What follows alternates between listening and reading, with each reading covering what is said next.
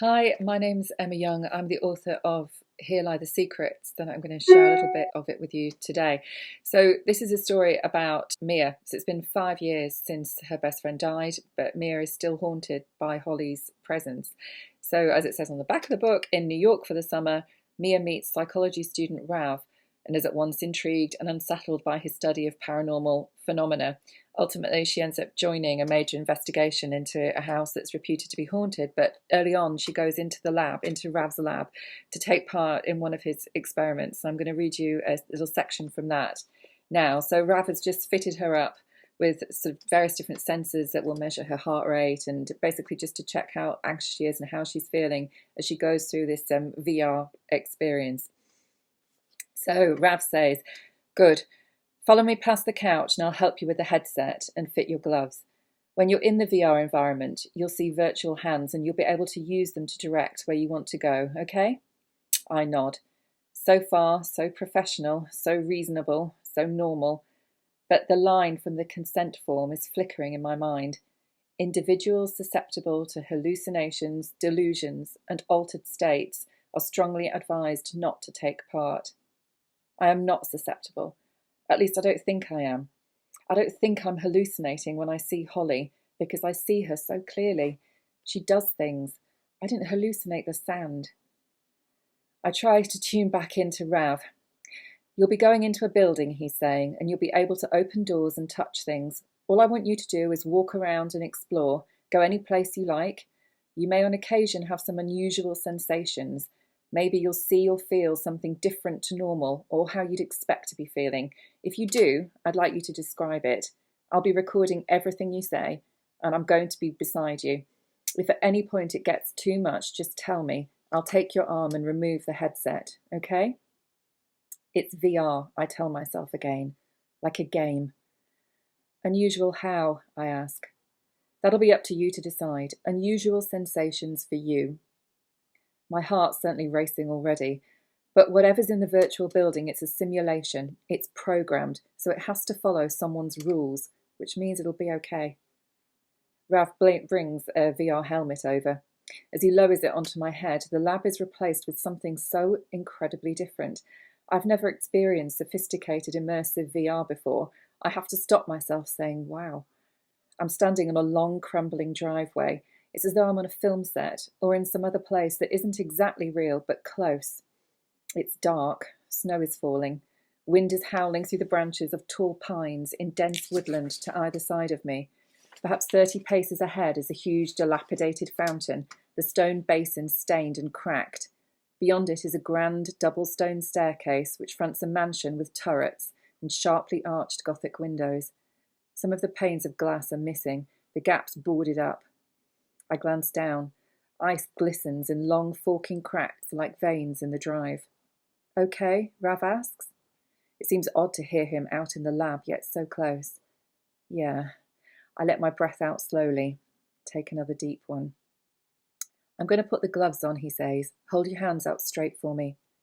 As the soft fabric slips over my skin, two virtual hands appear in front of my eyes. They're cut off at the wrists and they seem to be floating, but when I move my hands, they move too. "You're going to listen to a narrative," Rav says in that same calm, professional tone. "After that, go inside the building and explore as you want. I'm not going to say anything else unless you tell me you want to stop. Just remember, if you see or feel anything unusual, say it out loud, okay?" "Yeah," I say. But I'm not afraid, I try to tell myself, because this isn't real. Yet the fake snow is making me cold.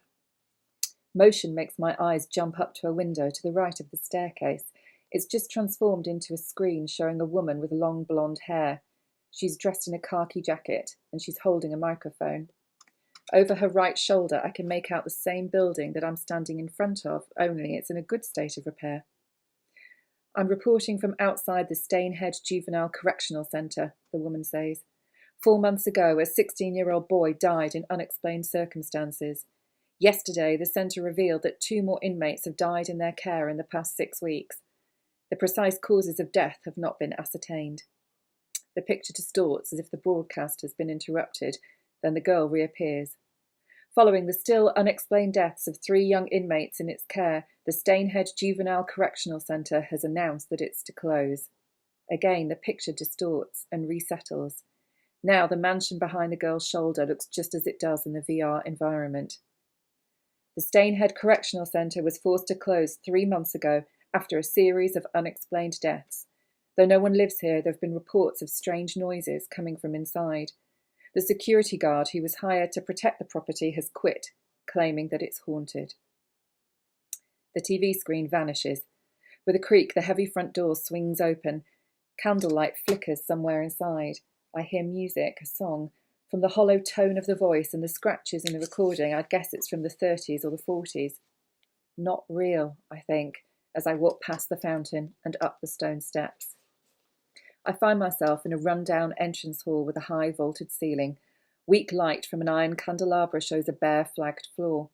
Ahead is a wooden staircase that rises before turning and stretching up into shadows and out of view. To either side of me are rusting metal doors fitted with bolts. The music seems to be coming through the door to my left. Rav said to explore, so that's what I should do. I guess I should follow the music.